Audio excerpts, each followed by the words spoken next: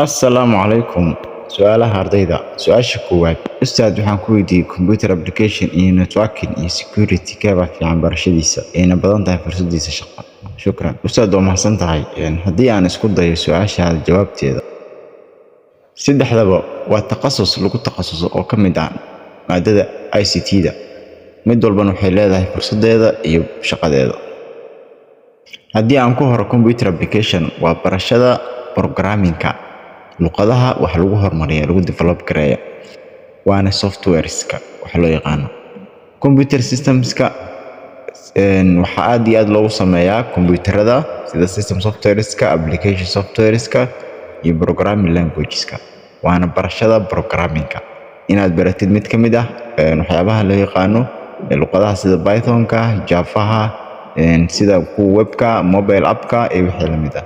kaas waxaa loo yaqaanaa computer software.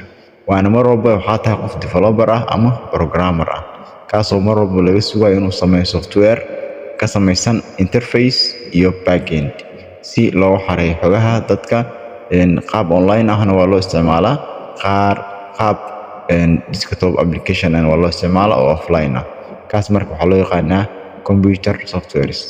computer networking waa xirfad kale oo ka mid ah xirfadaha ugu muhiimsan maanta caalamka, waana isku xirka dunida.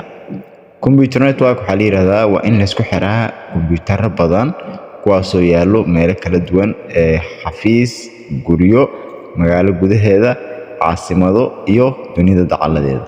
waxaana ugu weyn waxaa loo yaqaano satellite oo suurtageliya in maanta malaayiin iyo balaayiin kombiyuutarro ama device ay wada xiriiraan. waa takhasus ka duwan takhasuskii hore, waxaana loo yaqaanaa network engineering, halka kii hore loo yaqaano software engineering. cyber security ama waxa loo yaqaano ethical hacking, waa ka hortagga wax walba oo dhib ah oo laga geysan karo internetka.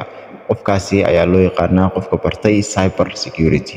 cyber waa maxay? cyber waxaa la yiraahdaa waa wax walba oo falla oo dambi ah oo ka dhaca kombiyuutarada ama digitaliska ama online-ka ka dhaca.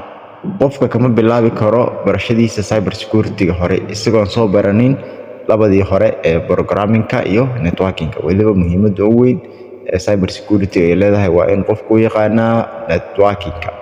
maanta nolosha digitalka ah waxay suurtagelinaysaa in qofkii uu adkaysto security-giisa, adkaysto wax loo yaqaano passwordadiisa, samaysto wax loo yaqaano two factor authentication si uu uga hortago dad badan oo raba inay xadaan xogtiisa ama ciwaanadiisa.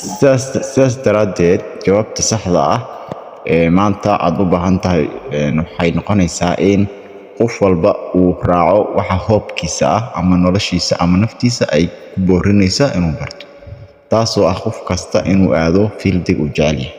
haddii aad jeceshahay computer application, inaad computer application aadid, computer haddaad jeceshahay wax loo yaqaano networking network aadid, haddii aad jeceshahayna cyber security inaad soo bilowdid fursadahan hore inaad iska soo dhisto waxyaabaha basic ah ee aad u baahan tahay hadhow kale intaadan cyber security-ga aadin ka hor.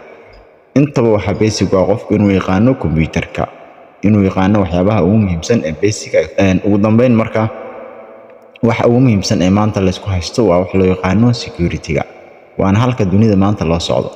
waxaa jira marka fieldiyo kale oo badan oo qofkii maanta uu baran karo oo saddexdan ka baxsan, sida waxyaabaha loo yaqaano embedded system-ka, waxaa loo yaqaano waxyaabo badan oo ka mid ah IoT-ga iyo nolosha waxyaabo badan oo IT-ga soo hoosgalaya. Asalaamu calaykum waraxmatullahi wabarakaatuh.